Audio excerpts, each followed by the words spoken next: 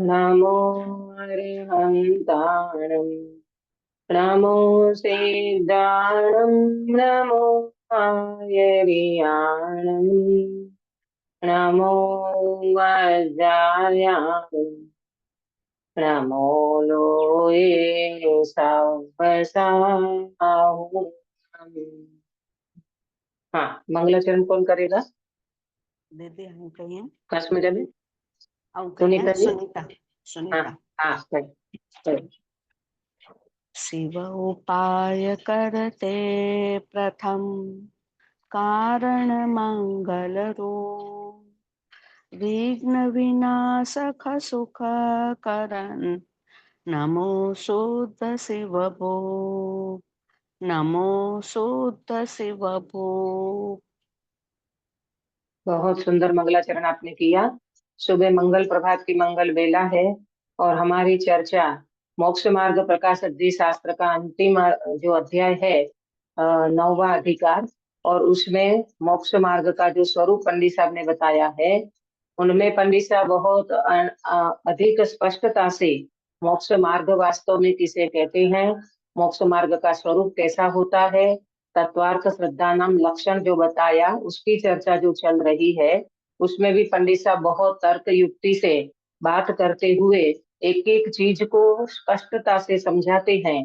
कल परसों जो हमारी चर्चा चली थी, उसमें ऐसी बात आई थी कि भाई आपा पर का श्रद्धान कर ले अथवा आत्म श्रद्धान कर ले, तो हमारा तत्वार्थ श्रद्धान करने की जरूरत नहीं है।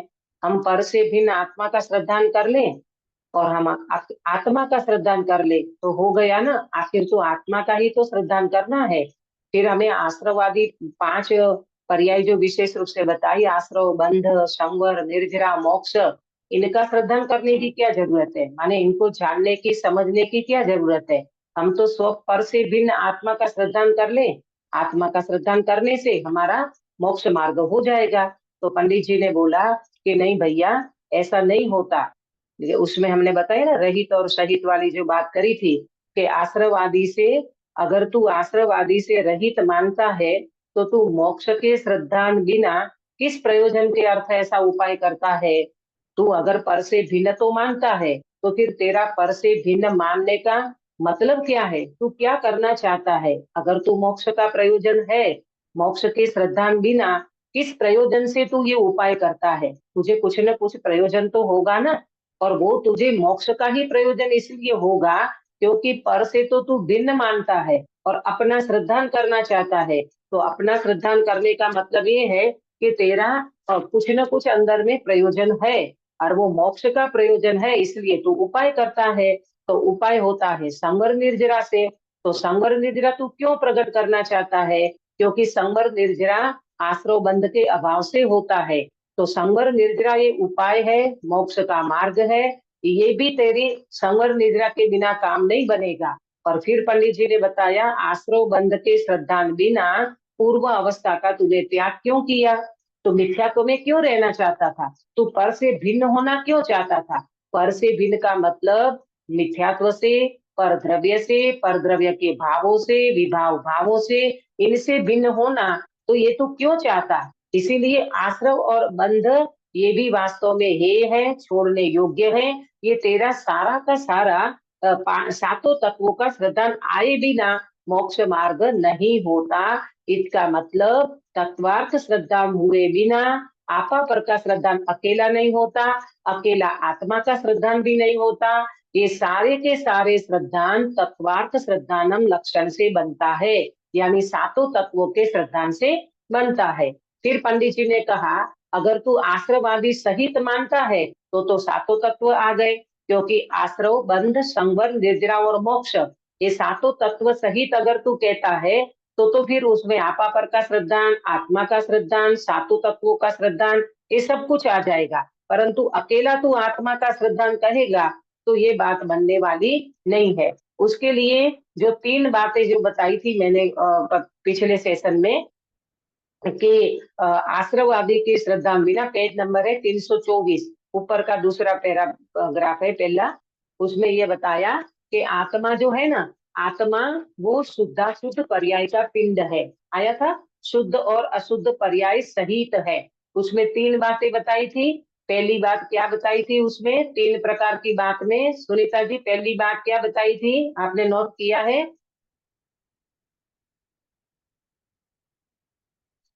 हाँ दीदी, आत्मा या तो शुद्ध पर्याय, आत्मा की या तो शुद्ध पर्याय होगी या तो अशुद्ध पर्याय या होगी। हाँ, वेरी गुड। आत्मा 3 बातें उसमें बताई थी कि आत्म द्रव्य जो है वो 3 प्रकार की शुद्धाशुद्ध पर्याय का एंगल पंडित जी ने समझाया। पहली बात बताई, आत्मा या तो शुद्ध पर्याय सहित होगा या अशुद्ध पर्याय सहित होगा। जैसे केवली भगवान और सिद्ध भगवान शुद्ध पर्याय सहित विराजमान है ना? और छद्मस्त जीव जो है, माने चौथे से 12वें गुण स्थान वाले जो जीव हैं उनको शुद्ध पर्याय भी है और अशुद्ध पर्याय भी है। ये दूसरी बात कि शुद्ध और अशुद्ध पर्याय कितने समय तक रहती है? तो बोले चौथे से 12वें गुण स्थान तक रहती है। और तीसरी बात काश्मीरा बेन क्या बताई थी? तीसरी बात, आत्मा में अनंत गुण ऐसे हैं जिसका परिणमन शुद्ध ही होता है। Very good. आत्मा में कई गुण ऐसे हैं जिसका परिणमन बिल्कुल शुद्ध होता है।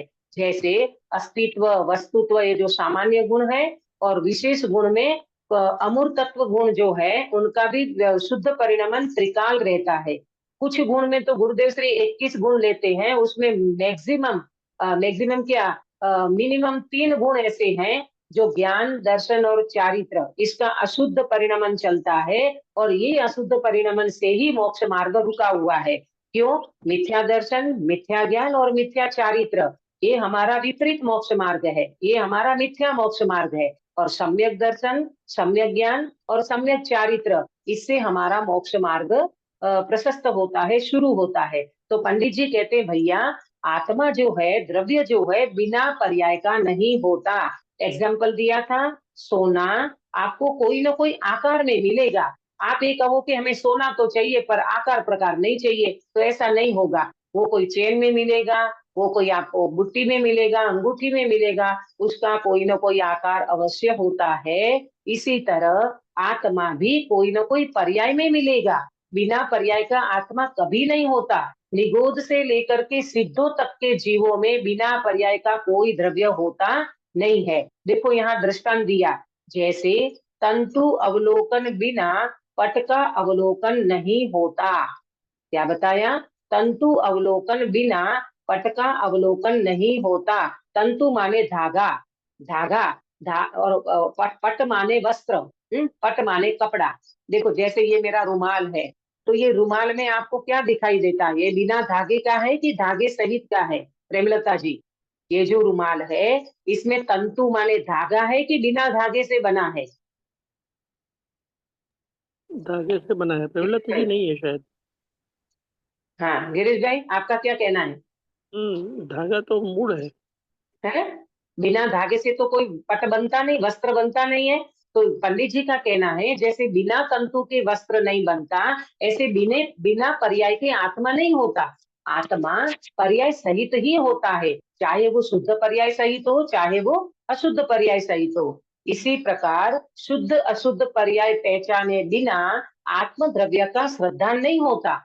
आपको आत्मा पहचानना है तो आपको वर्तमान में अशुद्धता चल रही है उसको भी पहचानना पड़ेगा, और शुद्धता प्रकट करना है तो मैं शुद्ध पर्याय को प्रकट कर सकता हूँ। और कई गुण मेरे अंदर में ऐसे हैं जो शुद्ध परिणमन कर रहे हैं। तो आपको पूरा आत्म द्रव्य समझना पड़ेगा, और वो द्रव्य कोई ना कोई पर्याय सहित ही होगा।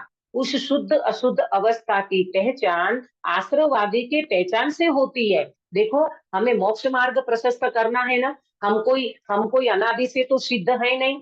हम हमारा स्वभाव सिद्ध है, वो एक अलग बात है। परंतु हमारा पर्याय में जो शुद्धता प्रकट करना है, उसके लिए तो आश्रय को भी जानना पड़ेगा, बंध को भी जानना पड़ेगा।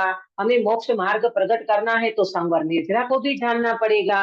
और हमें पूर्ण मोक्ष दशा प्रकट करना है तो हमें मोक्ष को भी जानना पड़ेगा। इसके बिना हमारा कोई चारा नहीं है कि हमें सीधा आत्मा का श्रद्धान हो जाए, ऐसा नहीं होता कभी भी। तथा आश्रयवादी के श्रद्धान बिना आपा पर का श्रद्धान व केवल आत्मा का श्रद्धान कार्यकारी भी नहीं है। अगर भले तुम कदाचित कर भी लोगे, पर से भिन्न में आत्मा हूँ, पर से भिन्न में आत्मा हूँ, शरीर से भिन्न में आत्मा हूँ, ऐसा तुम कर लोगे, परंतु वो तुम्हारा श्रद्धांत कार्यकारी नहीं होगा। क्यों कार्यकारी नहीं होगा? क्यों? जो कार्य प्रकट होने वाला है ना, जो मोक्ष मार्ग प्रकट होने वाला है ना, वो तो संवर निर्जरा से प्रकट होता है, वो सम्यक दर्शन से प्रकट होता है। और तू तो तत्वार्थ श्रद्धांत को छोड़ बैठा है, न तू आश्रव को पहचानता, न तू बंध को पहचान रहा है, न तू संवर निर्जरा का उपाय कर रहा है, और फिर तुझे मोक्ष मिलेगा कैसे? इसीलिए सातों तत्वों का श्रद्धान ही कार्यकारी बनेगा। क्योंकि श्रद्धान करो या न करो, आप है सो आप ही है, पर है सो पर है। पंडित जी कहते हैं कि श्रद्धान करो कि ना करो, पर तो पर है और तुम हो। माने आपा पर का जो श्रद्धा में अपने में अपनापन आना चाहिए और पर में परायापन आना चाहिए। इसके बिना तो पर में रहा है और स्व में रहा, उससे तुम्हारा काम क्या हुआ? तथा आश्रववादी का श्रद्धान हो तो आश्रव बंध का अभाव करके संवर निर्जरा रूप उपाय से मोक्ष पद को प्राप्त करे। क्या बोले? आश्रववादी का श्रद्धान तुम्हें होगा तो आश्रव बंध का तुम अभाव करोगे और संवर निर्जरा का तुम उपाय करोगे और फिर मोक्ष पद की तुम प्राप्ति करोगे। कल परसों हमने बताया था कि सबसे पहले हमें बीमारी समझ में आना चाहिए। अगर कोई व्यक्ति ये कहे किसी को पैर में इतना सूजन है, इतना सूजन है, पूरा शरीर सूज गया, तो वो व्यक्ति अगर ये कहे कि नहीं नहीं मैं तो मोटा हो गया हूँ, तो बोलो उसकी बीमारी का कोई उपाय हो सकता है? काश्मीरा बेन, नहीं हो सकता दीदी। है ना? क्यों? क्योंकि वो व्यक्ति अपने को बीमार मान ही नहीं रहा है। उनको तो लगता है मैं मोटा हो गया। अरे भाई मोटा नहीं हुआ है, तुझे इतनी स्वेलिंग जो आई है ना, वो अंदर में कुछ बीमारी चल रही है। तो सबसे पहले बीमारी माने आश्रव बंध को समझना कि ये जो मिथ्यात्व चल रहा है, ये जो हमारा मोह राग द्वेष के परिणाम जो चल रहे हैं, ये वास्तव में मेरी बीमारी है। मेरा आत्मा तो भगवान आत्मा तो त्रिकाल शुद्ध है। तो ये जो बीमारी चल रही है, इस बीमारी को मुझे पहले समझना होगा और फिर ये बीमारी दूर करने का उपाय करना होगा। तो बीमारी दूर करने का उपाय तुम पहले समझो बीमारी को और फिर बीमारी दूर करने का उपाय करो। इसी तरह यहाँ क्या करो? यहाँ संवर निर्जरा बीमारी दूर करने का उपाय है। बराबर? जैसे व्यक्ति डॉक्टर के पास जाता है, फिर वो डॉक्टर उनको जो भी लिख के देते हैं उसके अनुसार वो चलता है।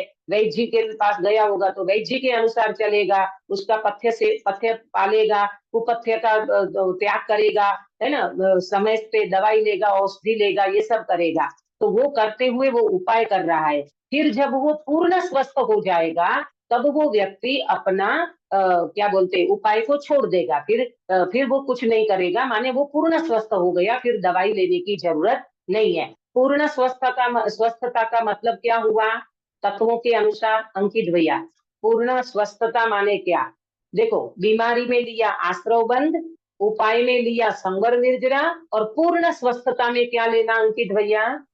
मोक्ष। मोक्ष। Very good. पूर्ण स्वस्थ माने मोक्ष हो गया। फिर अभी कोई दवाई बवाई करने की जरूरत नहीं है। फिर संवर निर्जरा क्या? फिर तो उनको जो श्रद्धा हो गया सो हो गया, है ना? इसी तरह यहाँ समझना, देखो कोई भी जीव होगा ना, उनको सात तत्व तो समझना ही पड़ेगा और उनका श्रद्धान करे बिना वो जीव का मोक्ष मार्ग बनेगा ही नहीं। ऐसा तो है नहीं कि भाई हमने पर को पर, अरे पर को पर जाना तो कौन से पर को पर तुमने जाना? अकेले शरीर, अच्छा कोई व्यक्ति ये कहे हमने शरीर से भिन्न आत्मा का अनुभव कर लिया, जैसे वो तिर्यंश कर लेते हैं। अरे तिर्यंशों को भी दुख जो है ना, आश्रव दुखदायी है तो उसको दुख का महसूस होता है। उनको राग अच्छा नहीं लगता, भले वो बोल नहीं पा रहा है तिर्यंश गति का जीव, परंतु उनको राग अच्छा नहीं लगता। ये शरीर के प्रति भी राग है ना, वो आश्रव है। ये शरीर के प्रति भी जो विकल्प आते हैं ना, वो आश्रव है। वो उनको समझ में आ गया, इसीलिए तो वो वहां से हटा है और अपने स्वभाव की तरफ आया। इसका मतलब ये हुआ आश्रव बंध संवर निद्रा और मोक्ष ये विशेष पर्याय बिल्कुल जानने योग्य है। तभी तो पंडित जी इतना एक्सप्लेन करके अपने को समझा रहे हैं। देखो क्या बताया कि आश्रव आदि का श्रद्धान हो तो आश्रव बंध का अभाव करके संवर निद्रा रूप उपाय से मोक्ष पद को प्राप्त करे, तथा जो आपा पर का भी श्रद्धान कराते हैं तो उसी प्रयोजन के अर्थ कराते हैं। अब पंडित जी इसको भी स्पष्ट कर रहे हैं कि भैया कहीं आपा पर का भी श्रद्धान लिखा होगा ना, तो वो इन्हीं का श्रद्धान कराना चाहते हैं। कौन से प्रयोजन? आश्रव, बंध, संवर, निर्जरा और मोक्ष। इनसे भगवान आत्मा भिन्न है, ये सब पर में जाएगा। आश्रव और बंध पर में जाएगा, संवर निद्रा प्रकट करने लायक होगा और मोक्ष पूर्णतया प्रकट करने लायक उपाधि माना जाएगा, तब तुम्हारा प्रयोजन सधेगा। तो ये आपा पर का श्रद्धान कराते क्यों है? तू पर से भिन्न है, तू भगवान आत्मा है, तो ऐसा ऐसा तू सातों तत्वों का श्रद्धान करेगा। इसके बिना तुझे पर से भिन्न में आश्रव बंध तो समझना ही पड़ेगा, तब तू उपाय करेगा संवर निर्जरा का और तब तेरा मोक्ष प्रकट होगा।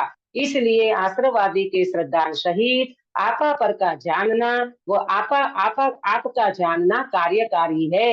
ये आश्रवादी के श्रद्धान सहित तुम स्वपर को जानो अथवा आत्मा को जानो तो ही कार्यकारी बनेगा, इसके बिना कार्यकारी होने वाला नहीं है। आया समझ में अक्षा बेटा आपको? हाँ दीदी। है ना?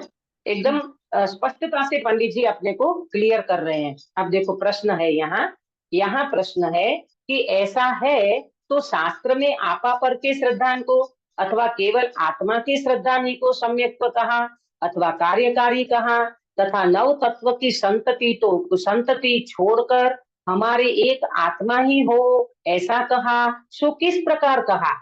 ये पढ़ा लिखा है ना, शास्त्र का भी जानकार है ना, तो ये प्रश्न उठाते हैं। क्या प्रश्न उठाया कि भाई शास्त्र में आता है, अगले पेज पे दिया था हमने, समय जी का 6वां कलश पुरुषार्थ सिद्धि उपाय का वो दिया रेफरेंस, तो उसमें तो आया कि आपा पर का श्रद्धान कर लो अथवा आत्मा का श्रद्धान कर लो, नव तत्व की संतति को छोड़ दो और एक आत्मा हमको हो, तो किस प्रकार कहा? तो अब समझना इस बात को, पंडित जी बहुत अच्छी तरह से इसका समाधान देंगे। देखो, जिसके सच्चा आपा पर का श्रद्धान अथवा आत्मा का श्रद्धान हो, उसके सातों तत्वों का श्रद्धान होता ही होता है।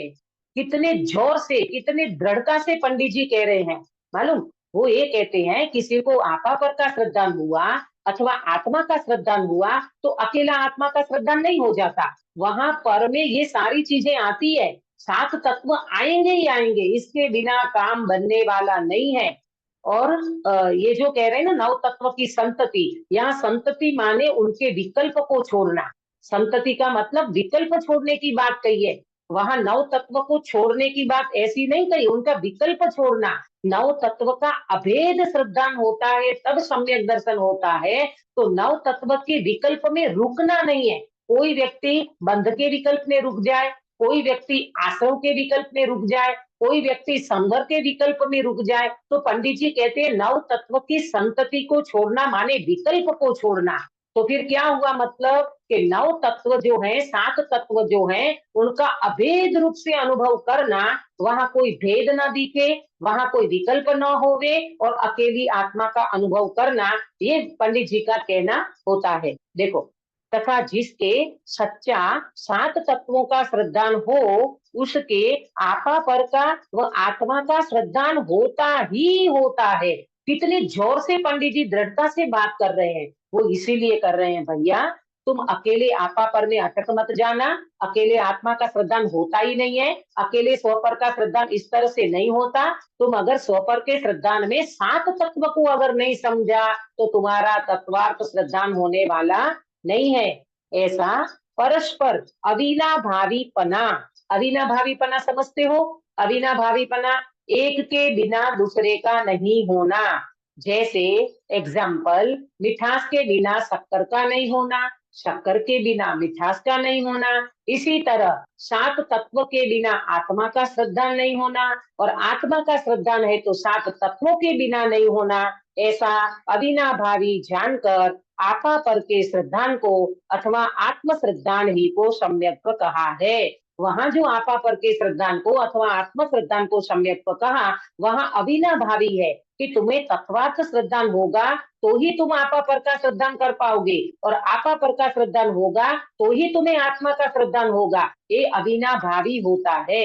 अविनाभावी का मतलब 7 तत्व के श्रद्धान पूर्वक ही आत्मा का श्रद्धान होता है आपा पर का, और आपा पर के श्रद्धान में आत्मा का श्रद्धान भी इसके बिना नहीं होता, इसके बिना 7 तत्वों के श्रद्धान बिना। तथा इस छल से कोई सामान्य रूप से आपा पर को जानकर, देखना अभी बहुत मार्मिक बात आ रही है, इस छल से अब ऐसा कोई छल ग्रहण कर ले कि हम तो सात तत्वों को नहीं जानेंगे, इतनी मकसद कौन करेगा। इसको आश्रव को जानो, फिर बंध को जानो, फिर संवर निद्रा मोह, ये इतनी मकसद हमें नहीं करना है। हम तो शॉर्टकट, क्या करना शॉर्टकट, तथा इस छल से कोई सामान्य रूप से आपा पर को जानकर अथवा आत्मा को जानकर कृत्यपना माने, कृत्यपना माने, कृत माने, कृत माने करा, करना, और कृत्य माने करने योग्य कार्य को कर लेना, इसको कहते हैं कृत्यपना। आया समझ में? कृत माने करना और कृत्य माने करने योग्य कार्य, तो कहते हैं कृत्यपना माने। क्या कृत्य, कैसे माने कृत्यपना, के सामान्य रूप से आपा पर को जान ले और आत्मा को जान ले, और अपने अंदर में क्या माने कि मैं तो करने योग्य कार्य कर लिया, मेरा तो मोक्ष प्रकट हो गया। तो पंडित जी कहते हैं तो उसके भ्रम है, वो भ्रम है, भ्रांति है, भ्रमणा है, वो रियलिटी नहीं है। अगर वो व्यक्ति इस तरह से आश्रव बंध संवर निद्रा मोक्ष को नहीं समझता तो उनका आपा पर का श्रद्धान अथवा आत्मा का श्रद्धान केवल भ्रम है, वो बिल्कुल रियलिटी नहीं है। वो भले अपने को कृत्यपना मानता है परंतु अंदर में पूरा संसार और मिथ्यात्व पड़ा हुआ है। आया समझ में? क्यों? क्योंकि ऐसा कहा है। देखो अभी यहाँ आलाप पद्धति का 9वें नंबर का श्लोक बताया, निर्विशेषम ही सामान्यम भवेत खर विषाणवत। इसका मीनिंग क्या बताया? विशेष रहित सामान्य है सो गधे के सींग समान है। बोलो अंकित बेटा, गधे को सींग होता है? नहीं। नहीं होता। इसी तरह विशेष के बिना सामान्य होता है? नहीं। पर्याय के बिना द्रव्य होता है? अक्षर बेटा, नहीं होता। नहीं होता। जैसे जैसे गधे को सींग विशेष रहित सामान्य है सो गधे के सींग समान है, जैसे गधे को सींग नहीं होता इसी तरह द्रव्य पर्याय के बिना नहीं होता। सामान्य माने द्रव्य, विशेष माने पर्याय, द्रव्य पर्याय के बिना नहीं होता। और तुमने तो सारी पर्यायों को बात कर दिया, आश्रव नहीं, बंध नहीं, संवर नहीं, निर्जरा नहीं, मोक्ष नहीं। अरे भैया ऐसा नहीं होता। देखो इसलिए प्रयोजन भूत आश्रवादिक विशेषों सहित आपा पर का अथवा आत्मा का श्रद्धान करना योग्य है। पंडित जी कह रहे हैं भैया आश्रवादी जो सातों तत्व हैं उनका श्रद्धान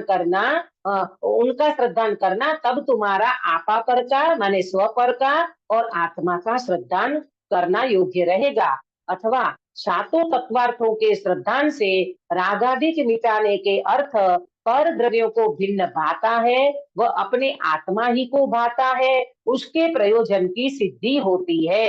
अब देखो काश्मीरा बेन कितनी स्पष्ट बात बताई पंडित जी ने कि जब तुम सातों तत्वों का श्रद्धान करते हो तो क्यों करते हो? बोले रागादिक मिटाने के अर्थ करते हो। कर द्रव्यों से तुम भिन्न अपने को करते हो तो वो आत्मा को तो भा रहा है, उससे प्रयोजन की सिद्धि होगी। आपको समझ में आ रही है बात? में कोई स्पीड में तो नहीं जा रही गिरीश भाई? जी है ना? कितनी स्पष्ट बात बताई पंडित जी ने कि जब तुम सात तत्वों में रागादिक मिटाने का प्रयोजन करते हो इसका मतलब तुम पर द्रव्य से भिन्न होना चाहते हो, और जब तुम पर द्रव्य से भिन्न होना चाहते हो इसका मतलब तुमने आपा का श्रद्धान किया, अपने आत्मा को तुमने भाया, अपने आत्मा का श्रद्धान किया, तो इस तरह से तो प्रयोजन की सिद्धि होती है। इसलिए मुख्यता से भेद विज्ञान को और आत्मज्ञान को कार्यकारी कहा है। भेद विज्ञान करे बिना, आश्रव बंध से भिन्न हुए बिना, संवर निद्रा का उपाय करे बिना और मोक्ष को पूर्णतया प्रकट करे बिना एक तत्वार्थ श्रद्धान कार्यकारी नहीं होगा। माने तत्वार्थ श्रद्धान से ही ये तुम्हारा मोक्ष मार्ग कार्यकारी होगा, ये पंडित जी का कहना है। देखो तथा तत्वार्थ श्रद्धान किए बिना सर्व जानना कार्यकारी नहीं है, क्योंकि प्रयोजन तो रागादिक मिटाने का है, सो आश्रवादी के श्रद्धान बिना यह प्रयोजन भाषित नहीं होता। देखो देखो काश्मीरा बेन क्या बोले, तत्वार्थ श्रद्धा किए बिना सर्व जानना कार्यकारी नहीं है। बोलो, अभी तक हमने पूर्व में द्रव्यलिंगी मुनि बन गए तो कितना ज्ञान कर लिया था द्रव्यलिंगी मुनि बने तब? कश्मीर में बताएं आपको। मतलब कितना ध्यान किया, मतलब दीदी श्रद्धानी ने ज्ञान क्या सब ज्ञान कुछ किया? हाँ हाँ, सब कुछ किया मतलब 11 अंग नव पूर्व का हाँ ध्यान हाँ कर लिया, है हाँ ना। 11 हाँ अंग नव पूर्व का ध्यान कर लिया, और उस 11 अंग नव पूर्व में 7 तत्व भी समझा तो होगा, विकल्पों से समझा, बुद्धि में समझा, धारणा में समझा, परंतु उन 9 तत्वों को अप्लाई नहीं किया, भेद विज्ञान हाँ नहीं किया, प्रयोग पद्धति में नहीं उतरा है।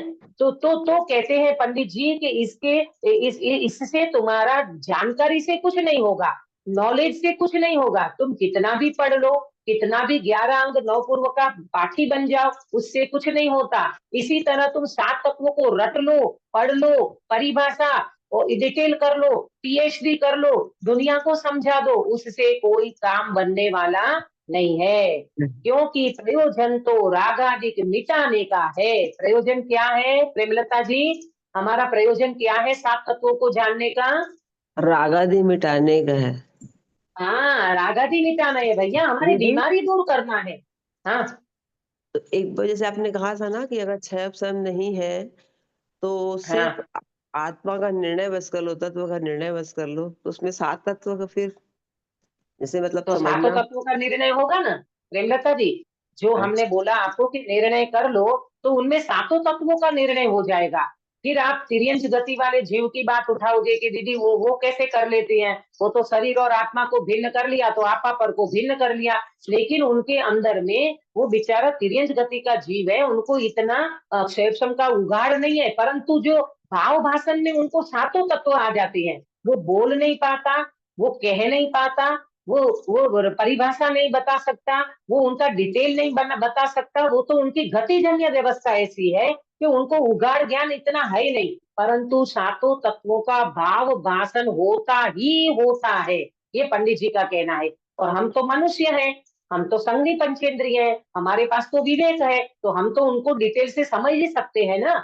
भले हम प्रयोजन बुद्ध 7 तत्वों को समझे, मात्र प्रयोजन बुद्ध की बात है। आप इतना डिटेल मत समझने जाओ कि मेरू पर्वत और जम्बू द्वीप और अड्डी द्वीप और ढाई द्वीप और ये और वो, और दुनिया में कर्म प्रकृति इतनी और उनके भेद प्रभेद, ये कुछ मत समझो। पंडित जी कहते हैं 7 तत्वों को तुम यथार्थ समझ लोगे, यथार्थ निर्णय कर लोगे, तो तुम्हारा काम बनेगा, ये मैंने कहा था। और पंडित जी भी यही कह रहे हैं, मैं क्या कहूँ, पंडित जी कह रहे हैं कि भाई आपका प्रयोजन क्या है। जैसे लोक व्यवहार में देखो, मैं एक बात बताऊं प्रेमलता जी, ध्यान से समझना, कि जैसे किसी व्यक्ति को बहुत मतलब तकलीफ है, रोग हो गया, ठीक है। अब वो व्यक्ति इतने डॉक्टर को बता रहा है, दवाइयां ले रहा है, कभी ये डॉक्टर तो कभी वो डॉक्टर, कभी बेंगलोर तो कभी बंबई तो कभी दिल्ली तो कभी इधर तो कभी उधर, घूमे जा रहा है, घूमे जा रहा है, डॉक्टर को चेंज कर रहा है, और बीमारी बीमारी बीमारी, और ऐसी बीमारी में दवाइयां लेते रहता है, ऐसा नहीं, दवाइयां लेते रहता है, और दवाइयां लेते रहता है, पर वो दवाइयां किस काम की, जो तुम्हें समझ में नहीं आ रहा है तुम्हारा रोग। और मालूम ऊपर से वो ये समझे कि देखो मैंने इतनी दवाइयां ली, देखो मैंने इतना उपाय कर लिया। अच्छा, तूने उपाय किया, तेरा रोग दूर हुआ क्या? उनसे पूछो तो पहला कि तुमने इतने डॉक्टर चेंज किए, इतनी दवाइयां लेके बैठा है और तेरा रोग दूर हुआ क्या? अगर वो व्यक्ति ये कहता है कि नहीं नहीं रोग वोग तो दूर नहीं हुआ, तो फिर फायदा क्या रहा? ऐसे पंडित जी कहते हैं तुमने जानकारी सातों तत्वों की खूब ले ली होगी, तुमने शास्त्र भी खूब पढ़ लिया होगा। मैंने एक भक्ति में आपको बताया था, मैंने आगम पढ़ा परमागम पढ़ा, शास्त्र पढ़ते हुए ये ख्याल आ गया, कभी आत्म का अनुभव किया नहीं, मात्र शास्त्रों को पढ़ लूं तो क्या फायदा, मात्र जिन्हें वाणी पढ़ लूं तो क्या फायदा। आया समझ में? ये कह रहे हैं पंडित जी यहाँ, तुम कितनी भी 7 तत्वों की डिटेल पढ़ लो, सर्वार्थ सिद्धि की टीका पढ़ लो, राजवार्तिक पढ़ लो, ये पढ़ लो, वो पढ़ लो, इसमें ये आया, उसमें ये आया, अरे इतनी बाल की खाल उतार रहे हो, पर अंदर में तुम्हें रागादि मिटा के नहीं, तुम्हारी बीमारी दूर हुई कि नहीं, और हमारा प्रयोजन क्या है काश्मीरा बेन? ये 7 तत्वों को समझने का प्रयोजन क्या है? मोक्ष की प्राप्ति, रागादि मुक्ति मिटाना। प्राप्त करना, और पहले तो रागादि को मिटाना। रागादि मिटेगा तब मुक्ति प्राप्त होगी। तो पंडित जी कहते हैं तुम्हारा प्रयोजन तो रागादि मिटाने का है, और वो आश्रमवादी के श्रद्धान बिना प्रयोजन भाषित नहीं होता। हमारी बीमारी पहले पकड़ में तो आना चाहिए। हम ये संसार में रुल रहे हैं, भव भ्रमण कर रहे हैं, ये आज हमको ये सारी चीजें देखनी पड़ रही है। विश्व युद्ध हो रहा है, ये सारी चीजें हमें क्यों देखनी पड़ रही है? हमारे निकृष्ट काल में जन्म क्यों हुआ? ये सोचो तो सही। ये रागादि परिणाम, ये आश्रव, इनको पहचानेंगे नहीं तो हमारा काम कैसे बनेगा? तो पंडित जी कहती है इसको तुम नहीं पहचानोगे तो तुम्हारा प्रयोजन तुम्हें भाषित ही नहीं होगा। तब केवल जानने ही से, 325 पे पहली लाइन, तथा केवल जानने ही से मान को बढ़ाता है। तो जान करके मान को बढ़ाता है, मैंने इतना जाना, ये शास्त्र वो शास्त्र, इसमें ऐसा उसमें ऐसा। पंडित जी कहते हैं तू तू मान को तो बढ़ाता है, रागादिक को छोड़ता नहीं है। देखो, रागादिक नहीं छोड़ता तब उसका कार्य कैसे सिद्ध होगा? उसका कार्य बिल्कुल सिद्ध होने वाला नहीं है। भैया, इससे अच्छा तो तुम प्रयोजनभूत 7 तत्वों को समझ ले, उनका भाव भाषण कर ले, उनका भेद विज्ञान कर ले। ये आश्रम से मैं भगवान आत्मा भिन्न हूँ, मोह रागद्वेष में मेरी आत्मा बिल्कुल भिन्न है। ये मोह रागद्वेष के परिणाम मेरे ज्ञान में जानने में आते हैं, परंतु मेरे अंदर उसका बिल्कुल प्रवेश नहीं है। ऐसा भेद विज्ञान करके तुम स्वभाव पे चले जाओ तो तुम्हारा आश्रय बंध रुक जाएगा, संगम निद्रा प्रकट हो जाएगा, और ऐसे करते करते मोक्ष पूर्णतया प्रकट होगा। इसका मतलब 7 तत्व तो तुम्हें समझना ही पड़ेगा, और उसका भाव भाषण करना, अकेले समझने से नहीं, उसका भाव भाषण करना।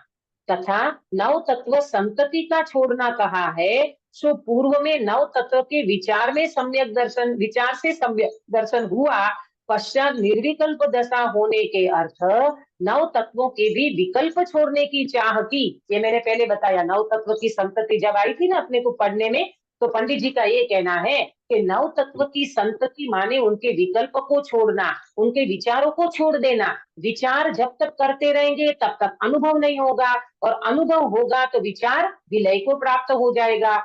एक कृपाणुदेव श्रीमद रामचंद्र जी की वो आती है ना गाथा, उपजे मोह विकल्प थी समस्त आ संसार, अंतर्मुख अवलोकता विलय थता नहीं वार। क्या कहा? उपजे मोह विकल्प थी, उपजे मोह विकल्प थी। ये जो मोह उत्पन्न हो रहा है ना, वो विकल्प से उत्पन्न हो रहा है। तो दर्शन मोह और चारित्र मोह, दोनों मोह ले लेना उसमें है। उपजे मोह विकल्प थी समस्त आ संसार। ये जो मोह राग द्वेष के परिणाम चल रहे हैं वो मोह के कारण चल रहे हैं। एक होता है दर्शन मोह, एक होता है चारित्र मोह। दर्शन मोह से विपरीत श्रद्धा और चारित्र मोह से विकल्प बनते रहते हैं, विचार बनते रहते हैं, कषाएं बनती रहती है, क्रोध मान माया के परिणाम बनते रहते हैं। तो पंडित जी कहते हैं कि भाई, पूर्व में तुमने जैसे विकल्प को छोड़ करके निर्विकल्प दशा के अर्थ 9 तत्वों के भी विकल्पों की छोड़ने की चाह की। पूर्व में तुमने अगर कहीं सम्यक दर्शन किया होगा तो ऐसे हुआ होगा। आज भले तुम मिथ्यात्व में चल रहे हो, और पूर्व में कदाचित हुआ होगा तो ये तरीके से होता है, दूसरा तरीका नहीं है, दूसरा उपाय नहीं है। 9 तत्व की संतति को छोड़ना माने विकल्प को छोड़ना, और 9 तत्व में अपने भगवान आत्मा का वेदन करना, तो 7 तत्वों का श्रद्धान हो जाता है। देखो, तथा जिसके पहले ही 9 तत्वों का विचार नहीं है, शुरू से वो 9 तत्वों में घुसना ही नहीं चाहता, विचार करना ही नहीं चाहता है, उसको कहते हैं, उसको वह विकल्प छोड़ने का क्या प्रयोजन है? जो देखो, एक व्यक्ति नदी पार करना चाहता है परंतु नाव में बैठना ही नहीं चाहता, बोलो गिरीश भाई, वो व्यक्ति किनारे पे कब पहुंचेगा? कभी नहीं पहुंच सकता।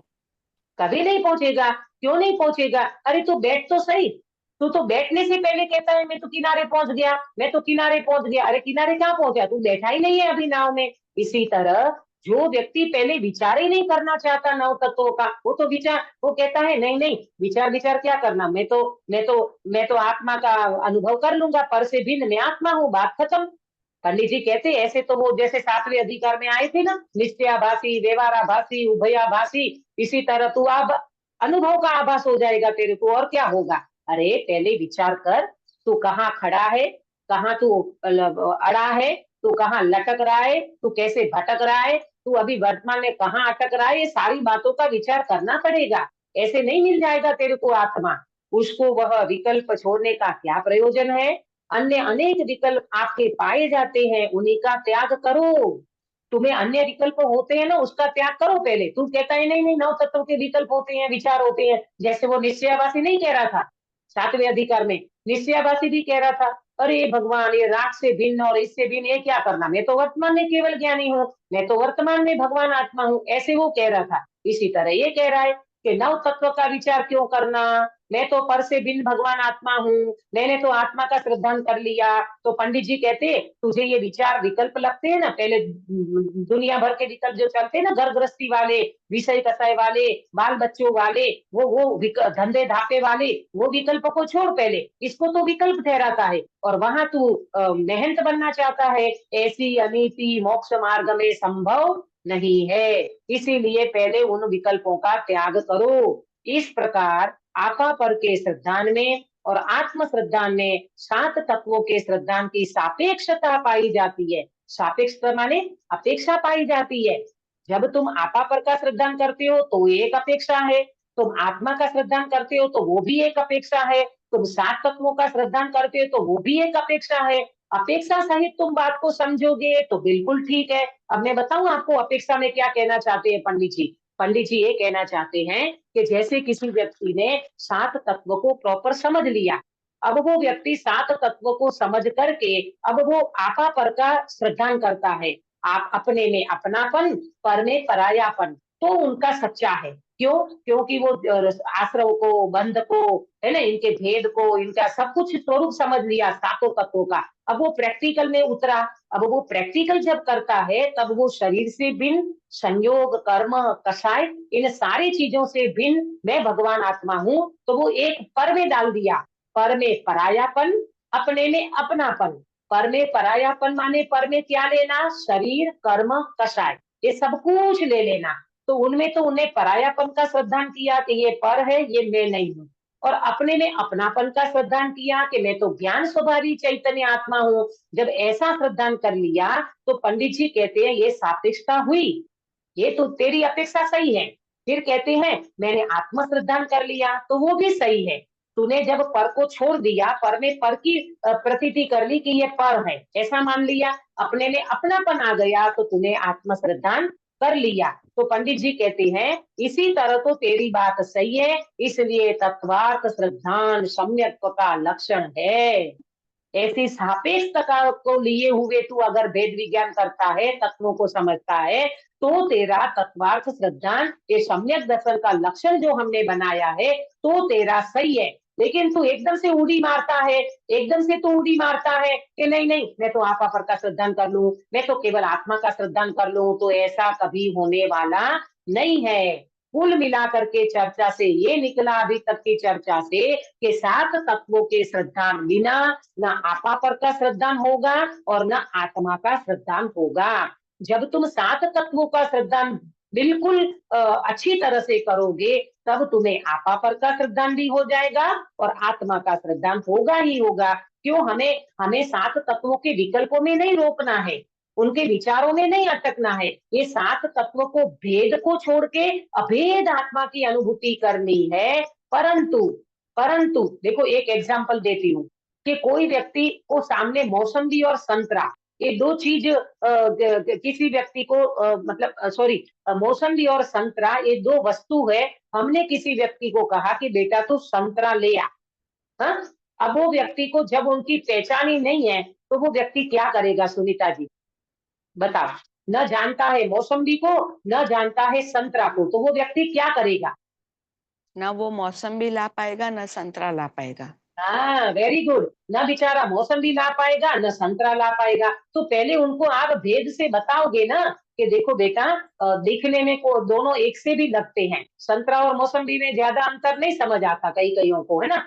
तो जिसको पहचान नहीं है, जब पहचान हो जाएगी तब वो प्रॉपर संतरा ले आएगा। इसी तरह पहले 7 तत्वों का तुम विचार विकल्प में भेद स्वरूप तो समझो, और जब तुम स्वरूप समझोगे ना, न तुम आश्रम में रुकोगे, न बंध में रुकोगे, न संगर निद्रा में रुकोगे, न मोक्ष में रुकोगे। मोक्ष प्राप्त तो कर लोगे, परंतु मोक्ष प्राप्त करने के बाद भी तुम्हारी दृष्टि तो त्रिकाली ध्रुव भगवान आत्मा पे रहेगी, और तुम अनंत आनंद आनंद आनंद में विराजमान होंगे। ये पंडित जी कह रहे हैं यहाँ पर कि भैया तू ये समझो तो सही कि हम कहना क्या चाह रहे हैं। हम कोई तुम्हें 7 तत्वों में रुकाना नहीं चाहते, भेदों में रुकाना नहीं चाहते, हम वहां अटकाते नहीं है, हम वहां विचार विकल्पों में रोकते नहीं है, पर हम ये कह रहे हैं कि पहले यहाँ आना पड़ेगा, बाद में इसको छोड़ना है। जैसे कपड़ों में, मैले कपड़े, गंदे कपड़े में साबुन लगाते हैं, तो क्या साबुन लगा के हम साबुन वहां रोक देते हैं, साबुन को रख देते हैं वहां के, साबुन को पानी में निकाल करके साफ करते हैं? काश्मीरा बेन, उस पे पानी में डाल साफ के करते उसको हैं? सब साफ कर देते हैं। हाँ, साफ करते हैं, तब हमारे कपड़े क्लीन निकलते हैं। हम्म। कोई व्यक्ति कहे कि नहीं नहीं, जब साबुन को छोड़ना ही है तो पहले उनको लगाएं क्यों, तो तुम्हारा मेल में कपड़े साफ नहीं होंगे। तो साबुन लगाना जरूरी है और साबुन को निकालना भी जरूरी है। नाव में बैठना जरूरी है और नाव से उतरना भी जरूरी है। इसी तरह 7 तत्वों को समझना जरूरी है, फिर 7 तत्वों के भेद को छोड़ देना जरूरी है, छोड़ना। विकल्प विचार को छोड़ देना। और जब तुम्हें आत्मा का अनुभव हो जाएगा तो तुम्हारा काम बन जाएगा। ये पंडित जी का आज की चर्चा का आपको सार समझ में आया होगा कि वास्तव में अकेले आपा पर का श्रद्धांत से काम नहीं बनता, अकेले आत्मा का श्रद्धांत से काम नहीं बनता, परंतु काम बनता है तो कैसे बनेगा? बोले 7 तत्वों के श्रद्धांत से ही काम बनेगा। पहले उसको समझना पड़ेगा, आश्रव क्या है, बंध क्या है, संवर निर्जरा मोक्ष क्या है, मुझे क्यों प्राप्त करना है, मुझे मोक्ष का उपाय क्यों करना है, संवर निर्जरा को क्यों प्रकट करना है, आश्रव बंध को क्यों छोड़ना है, मोक्ष में क्यों चाहता हूँ, मेरा प्रयोजन क्या है, मेरा लक्ष्य क्या है, ये सारी चीजें जब समझ में आ जाएगी तो वो व्यक्ति का मोक्ष मार्ग प्रशस्त होगा। तो वो व्यक्ति का तत्वार्थ श्रद्धानाम सम्यक दर्शनम, ये जो पंडित जी ने लक्षण बनाया है, पंडित जी ने यहाँ आपा पर को लक्षण नहीं बनाया, आत्मा को लक्षण नहीं बनाया, तत्वार्थ श्रद्धान लक्षण बनाया।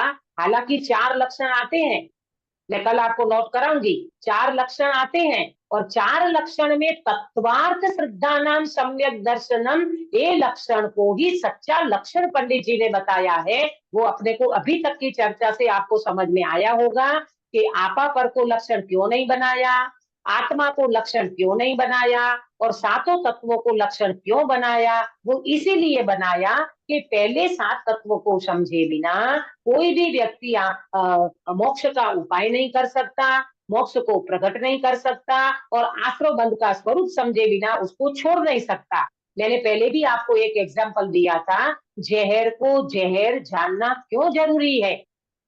हम तो अमृत पीते हैं, हम तो जहर कभी पीते ही नहीं है, हम तो कभी जहर को छूते ही नहीं है। बोलो अक्षा बेटा, जहर को जहर जानना जरूरी के बिन जरूरी? बहुत जरूरी है, क्यों? क्योंकि ना भी जानो तो जहर का काम करेगा ही। हाँ, कभी तुम अनजान में जहर पी लोगे, गलती से तुमने कभी उसका सेवन कर लिया तो तुम्हारी मृत्यु हो जाएगी, तो मर जाओगे बेटा। इसलिए जहर को जहर जानना भी जरूरी है, आश्रम को आश्रम जानना जरूरी है। अभी तुम देखो ना, ये मिथ्यात्व में तुम जी रहे हो, तो क्या तुम्हें चैन है क्या? कितनी कितनी दहशत में जी रहा है पूरा विश्व। आज पूरा भारत पाकिस्तान का युद्ध चल रहा है, ये हो जाएगा वो हो जाएगा, पूरी बंबई को नाश कर देंगे, वो कहते हैं हम ये कर देंगे, वो कहते हैं हम ये कर देंगे। अरे भगवान, पूरा विश्व दहशत में जी रहा है। ऐसी दहशत हमें नहीं चाहिए जिन लोक व्यवहार में, इसी तरह कसाईयों की दहशत में हमें नहीं जीना है, मिथ्यात्व की दहशत में हमें नहीं जीना है। हमें तो वो भगवान आत्मा चाहिए कि जो अकेला शांति में विराजमान है, सुख शांति आनंद में विराजमान, ऐसे भगवान आत्मा जिनको जन्म मरण का कोई भय नहीं, मरने का भय नहीं है, जन्म नहीं, मरण नहीं, अजर अमर अविनाशी, ऐसे शाश्वत चिदानंद भगवान आत्मा, वो हम प्राप्त कर लेंगे। फिर बम पटक दे, कोई अणुबम पटक दे, पूरे विश्व का नाश कर दे, किसी की ताकत नहीं है मेरे चैतन्य तत्व का कोई नाश कर दे प्रभु। ऐसा मार्ग हमें मिला, ऐसा तत्व हमें मिला, इनमें हमारी बुद्धि लगाएं, उपयोग लगाएं। अब मैसेज क्या आ रहा है, जरा यूट्यूब पे देख लो, जरा टीवी पे देख लो कि क्या हुआ रात भर में, क्या हुआ दिन भर में। अरे भैया, दिन भर में, रात भर में जो घटना घटने वाली है, उनके 3 लोग के नाथ भी कुछ करने में समर्थ नहीं है, मोदी जी भी क्या कर लेंगे प्रभु। ये तो एक राग है देश को चलाने का, तो विकल्प आते हैं, और देशभक्त होते हैं तो देश की रक्षा करने का विकल्प आते हैं। ये हमारा राग है, परंतु ये राग रखने लायक नहीं है, इससे भिन्न भगवान आत्मा का अनुभव करने लायक है। इतनी हमने चर्चा की। कल हम ये चौथे नंबर का एक लक्षण पंडित जी बताएंगे, देव शास्त्र गुरु का श्रद्धान। इसको भी लक्षण बताया है, वो किस तरह से है और उनका श्रद्धान हमें किस तरह से रखना चाहिए, इसकी चर्चा कल करेंगे। अभी तक की 3 लक्षण की बात की है, तत्वार्थ श्रद्धानम माने 7 तत्वों का श्रद्धान, फिर आपा पर का श्रद्धान और आत्म श्रद्धान, ये 3 लक्षण की चर्चा हुई है। अब पंडित जी यहाँ पर देव शास्त्र गुरु भी हमारे लक्षण में आएंगे। वो कैसे आएंगे, कैसे लेंगे पंडित जी उनको, किस तरह से समझाएंगे, इसकी चर्चा कल करेंगे। अभी का समय हो गया है, मैं विराम लेती हूँ। निज निधि निज ने बताई है, अनंत उपकार है, इसके लिए जिनवाणी माँ को वंदना सतबार है, वंदना सतबार है। अक्षा बेटा तायुसर कराओगे? हाँ दीदी। नमो ओरियंताणम, नमो सिद्धाणम, नमो आयर्याणम, नमो वज्जायणम, नमो लोय सव सांगुणम। नमो ओरियंताणम, नमो सिद्धाणम, नमो आयर्याणम, नमो वज्जायणम, नमो लोय सव सांगुणम। नमो ओरियंताणम, नमो सिद्धाणम, नमो आयर्याणम, नमो वज्जायणम, नमो लोय सव सांगुणम। नमो ओरियंताणम, नमो सिद्धाणम, नमो आयर्याणम, नमो वज्जायणम, नमो लोय सव सांगुणम। नमो ओरियंताणम, नमो सिद्धाणम, नमो आयर्याणम, नमो वज्जायणम, नमो लोय सव सांगुणम। नमो ओरियंताणम, नमो सिद्धाणम, नमो आयर्याणम, नमो वज्जायणम, नमो लोय सव सांगुणम। नमो ओरियंताणम, नमो सिद्धाणम, नमो आयर्याणम, नमो वज्जायणम, नमो लोय सव सांगुणम। नमो ओरियंताणम, नमो सिद्धाणम, नमो आयर्याणम, नमो वज्जायणम, नमो लोय सव सांगुणम। नमो ओरियंताणम, नमो सिद्धाणम, नमो आयर्याणम, नमो वज्जायणम, नमो लोय सव सांगुणम।